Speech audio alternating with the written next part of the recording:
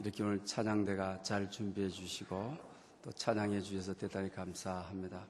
오늘 함께 예배하는 여러분들에게 부활의 영광이 우리가 충만하기를 원합니다. 이제 시간이 거의 우리가 다 되어버렸습니다. 그래서 이럴 때 설교를 길게 해야 좋죠. 그래서 그렇게 하지는 않으려고 합니다. 그러나 여러분 태도를 봐가면서 하려고 합니다. 부활절이 되는 아침이었습니다.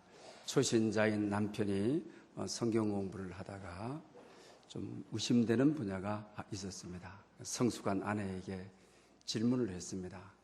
여보, 예수님께서는 왜 부활하셔서 자기가 길렀던 12제자를 먼저 만나지 않고 막달라 마리아와 다른 여인을 왜 만났느냐고, 또 그 여인들에게 하신 말씀이 내가 갈릴리에 미리 가 있을 테니까 내 제자들에게 갈릴리에서 만나자고 왜 그렇게 전하라고 했느냐고 합니다.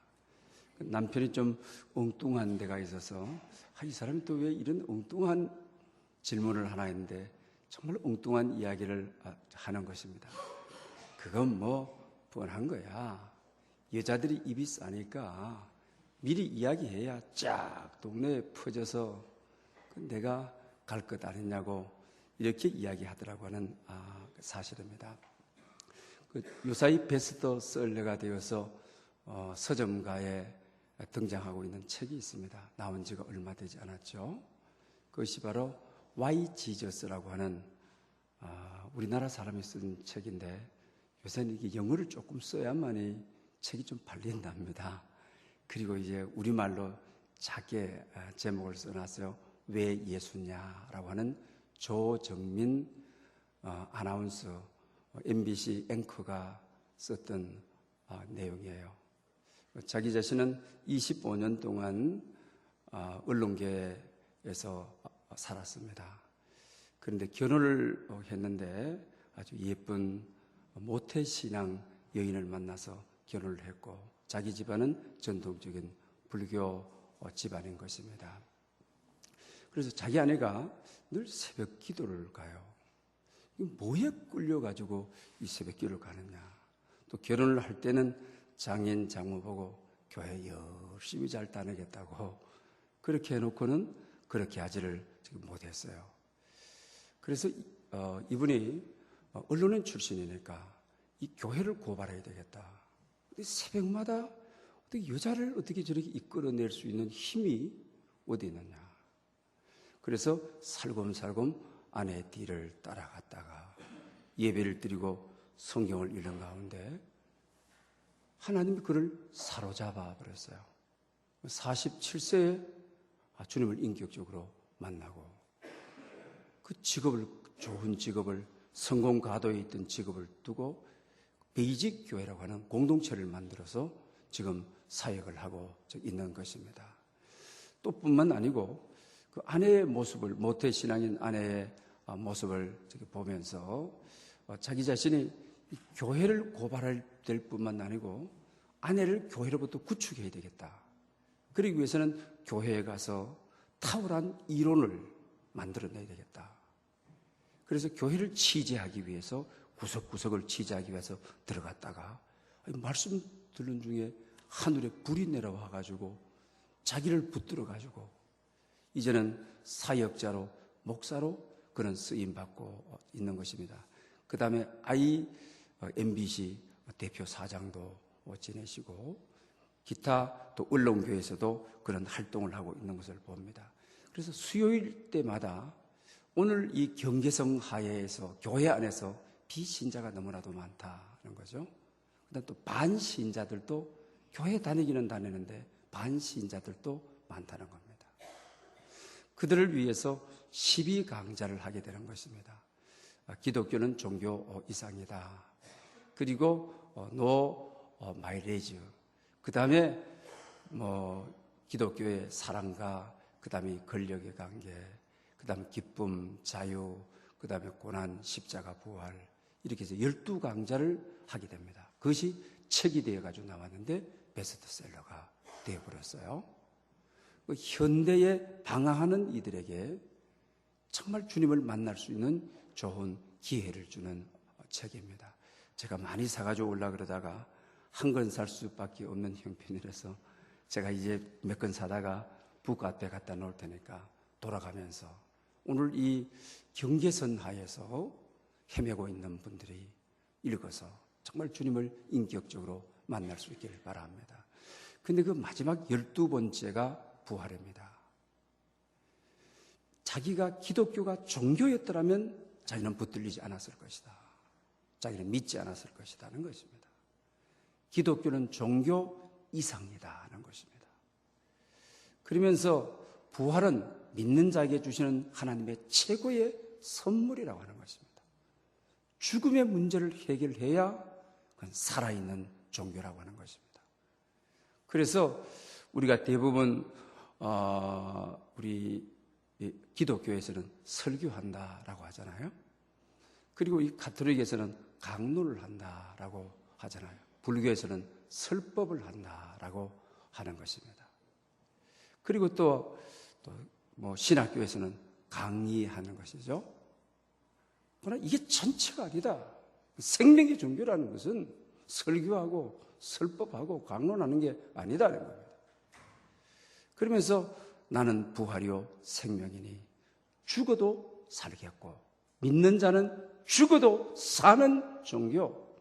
이 부활, 이 마지막 이것 때문에 기독교는 살아있는 종교고 부활에 자기 자신이 사로잡혔고 매료되었고 그래서 전한다고 하는 것입니다. 우리 여러분 확신한다는 말이 우리가 두 가지 뜻을 가지고 있죠. 그 확신한다라고 했을 때 신념이라는 것이 있습니다. 그 다음에 신앙이라는 거 하는 것이 있습니다. 그 신념이라고 하는 것은 먼저 합리성, 이론, 이치가 있고 그걸 이제 내가 이해하고 그 다음에 내가 또 거기에 설득을 당하고 그래서 거기에 대해서 내가 확신한다. 신념이 있어야 되죠. 우리가 미래에 대한 어떤 꿈에 대한 어떤 신념, 확신하는 바가 있어야 되죠. 그 애들이 될 애들은 그렇습니다. 그죠? 나는 앞으로 뭐 의사가 될래요. 뭐가 될래요? 왜? 어떤 이론의 기초에서 이론의 그 자기 자신이 살아가는 이치의 기초에서 아주 수긍하고 그다음 거기에 대한 확신을 가지고 가는 그 이념이 있는 그다음에 신념이 있는 우리 애들 보지 않습니까? 그러나 신앙이라고 하는 것은 합리성을 기초로 하는 것이 아닙니다. 이치를 기초로 하시는 것이 아닙니다. 실제를 기초로 하는 겁니다. 사실을 기초로 한다라고 하는 사실입니다. 그러므로 뭐 이해하느냐 안 하느냐 이거 중요하지 않습니다. 설명되어지냐 안 되어지느냐 중요하지 않다고 하는 겁니다. 우리가 세상 살면서 여러분 이해되지 못한 것이 사실인 경우가 얼마나 많은지 모릅니다. 설명할 수 없지만은 사실인 경우가 얼마나 많은지 모르는 것입니다. 이걸 가지고 우리는 신앙이라고 그렇게 말을 하는 것입니다. 오늘 본문에 바울 사도는 그렇게 이야기하고 있는 것을 보게 되는 것입니다. 2절에 보게 되면 이런 말씀 하시잖아요. 예수님이 부활하셨다. 이 사실을 굳게 지키고 그리고 이 사실에 대해서 흔들리지 않고 믿으면은 이런 말미암아 구원을 얻으리라 이렇게 말하고 있는 것을 봅니다. 그리고 또 오늘 본문에 신앙이라고 하는 것은 예언을 기초로 하는 거죠. 그래서 오늘 본문에도 보게 되면 3절 이후에 성경대로 죽으셨다가 그리고 또 장사시는 바 되었다가 성경대로 사흘 만에 살아나셨느니라. 그분이 게바 베드로를 만나 주셨고 12제자를 만나 보이셨고 500여 형의 제에 일시에 보이셨고 만삭되지 못한 팔풀이 같은 나에게도 보이셨느니라. 이렇게 우리는 사실에 대해서 선포를 하는 거죠. 사실에 대해서 증거하는 것이죠. 증거는 본받으러 해야 되죠. 사실에 대해서 말해야 되죠. 여러분, 친구 따라서 법정 증거 잘못 서주다가 사실이 아닌 것을 이야기했다가 내래 감옥에 갇힌 이들 있죠? 증거는 철저하게 사실에 기초해 있어야 돼요. 여러분, 증언 설 때 법원에 가게 되면 손 들어라. 사실만을 하겠다고 법관 앞에 선언하고 하는 거죠. 또 청문회 할 때 여러분 보시죠, 그죠? 사실대로 하겠다고 하죠. 만약에 사실이 아닌 경우에는 위증법으로 걸리게 되는 것입니다. 그래서 바울은 오늘 본문에 예수 그리스도의 부활은 사실이다. 이것을 믿는 것은 누가 재미있게 듣든 안 듣든, 내가 따르든 안 들든, 이해가 되든 안 되든, 합리성이 있든 없든, 여러분, 사실은 이걸 뒷받침하지 않습니다. 그것은 신념인 겁니다. 그러나 신앙은 예수의 부활은 역사적 사실이다. 자기 자신도 내가 받은 바다. 오늘 본문에 반복해서 내가 받은 바다. 그리고 성경대로, 선지자의 예언대로 이 땅에 오셔서 하나님의 구원의 계획이, 하나님의 인간을 구원하는 방법이 예수 그리스도께서 사람이 되셔서 이 땅 위에 구체화되고, 그것이 사실이고 그것이 진실이고 나는 이걸 선포한다. 이걸 가지고 신학에서는 우리가 케르그마라고 하지 않습니까? 케르그마다. 이건 뭐 설명으로 되어지는 것이 아니다. 설득으로 되어지는 것이 아니다. 근데 이것은 믿어야 되는 거다. 그런데 우리가 듣는 사람 입장에서 믿을 수도 있고 안 믿을 수가 있어요. 안 믿어도 괜찮아요. 그러나 안 믿는다고 해서 사실이 아니게 되는 게 아니에요. 그 다음 또 안 믿는다고 해서 진리가 비진리가 되는 것이 아니에요. 그럼 안 믿게 되게 되면, 받아들이지 않게 되게 되면 성경에서는 뭐라고 하고 있습니까? 하나님의 나라가 자기의 소유가 되지를 아니해요. 그래서 요한복음은 1장에서 믿는 자, 영접하는 자, 하나님의 자녀가 되는 권세를 주셨느니라. 성경은 이렇게 말하고 있는 것입니다. 그리고 또 뿐만 아니고 우리 고린도전서 15장에 보게 되면 사망아 너희 이기는 것이 어딨냐, 사망아 너희 쏘는 것이 어디에 있느냐, 이러면서 우리에게 선포하는 것입니다. 이 사실을 굳게 믿고 건실하여 흔들리지 아니하고 주의 일에 힘쓰라, 이렇게 말하고 있는 것이죠. 그러므로 여러분, 우리가 정말 오늘 부활절을 맞이해서 고민하는 것이 뭡니까? 아픈 것입니까?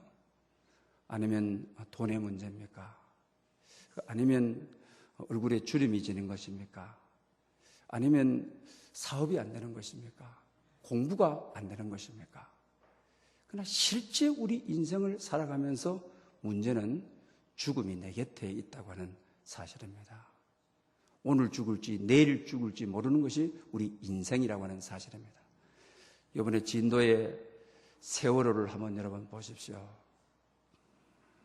그 참 18, 17, 19세 얼마나 그 생떼 같은 죽음 아닙니까? 젊음을 한번 피워보지도 못하고 꿈을 한번 실현해보지도 못하고, 정말 민족이, 오늘 우리 김영현 안수 집사님이 참 아주 찬송도 잘 우리 지휘자 해주시고, 그래서 제가 오늘 기도도 특별히 오늘 기도는, 부활절 기도는 특별한 기도를 하시는 분이 해야 된다, 그래서 기도하시겠는데, 여러분 참 기도가 오늘 설교보다도 여러분 낫습니다. 오늘 또 기도가 오늘 우리 찬양보다도 여러분 낫습니다. 이렇게 한데 우리 죽음의 문제를 해결해야 오늘 우리가 바울이 말하는 대로 그 예수님을 전하면서 부활이다, 생명이다, 믿는 자는 죽어도 살겠고 죽어도 사는 것이 복음입니다. 죽어도 사는 것이 예수를 믿는 길입니다.